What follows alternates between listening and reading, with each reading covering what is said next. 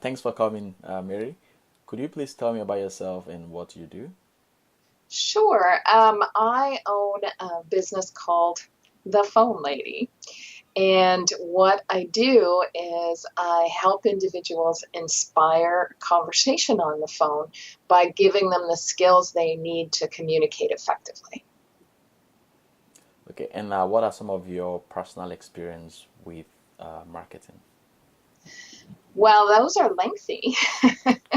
I've been an entrepreneur now almost 30 years. So, certainly at the beginning of my career, a lot of my marketing was around the phone and direct mail. So, that would be, putting things in the post and so creating really colorful pieces of mail that would land on people's desk. Okay. Today, I focus obviously still on the phone as a really valuable and important marketing tool, but also uh, social media.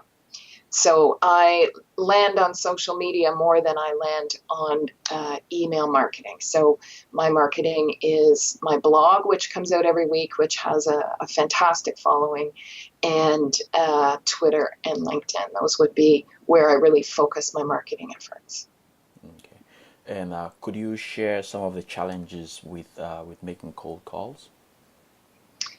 Sure. Um, for most people, I think the biggest challenge is fear or nerves. So there's talking on the phone has a lot in common with public speaking. So people tend to get quite nervous, and because they can't see their audience, they're envisioning all kinds of negative things, right? Right. But in a business to business setting, the phone call is still very highly respected.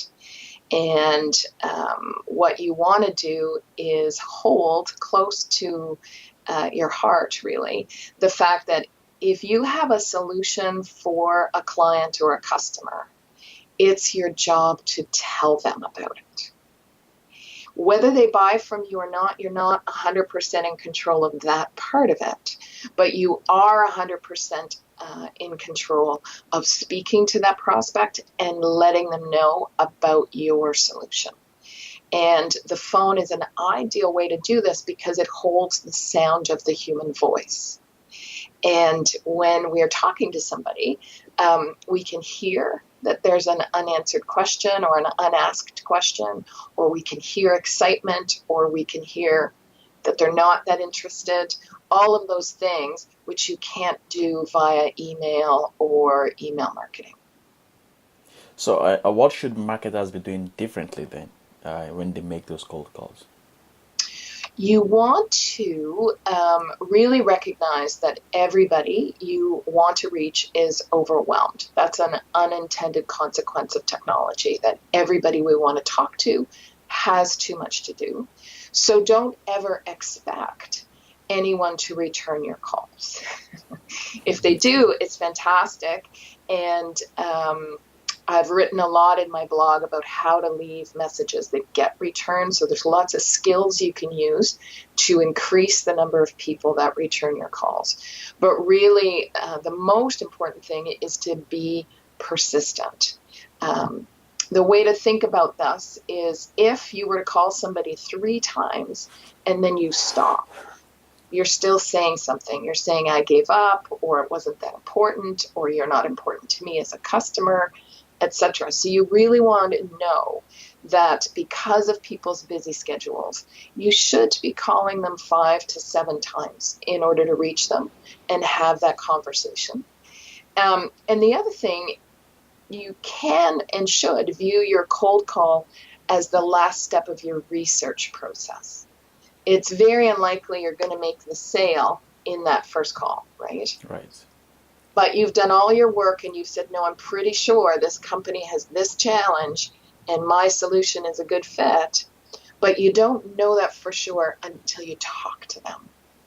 And so if you view your call, that first call, as part of your research process, it can really help you relax into the conversation. Okay. I guess my last question now is, what are you good at, and what do you like to do? I think I'm good at talking. Um, I really love communication, and it doesn't really matter to me if it's conversation or written communication. That's my passion. And I study the psychology of it. So it's not just that I love the words, but I love to figure out why certain words work and others don't. And I like to share that with other people. I love everything about my work. But I think most of all, I love the teaching part when I'm in a room of people like I was with you, and people get really excited Right. about the opportunities to communicate. Right. And I think that's important, not just in business, but in all parts of our lives. If we can improve how we communicate, wow, anything's possible. True. Yeah. Thank you very Thank much for your time, Mary. And Oh, goodness, you're so well.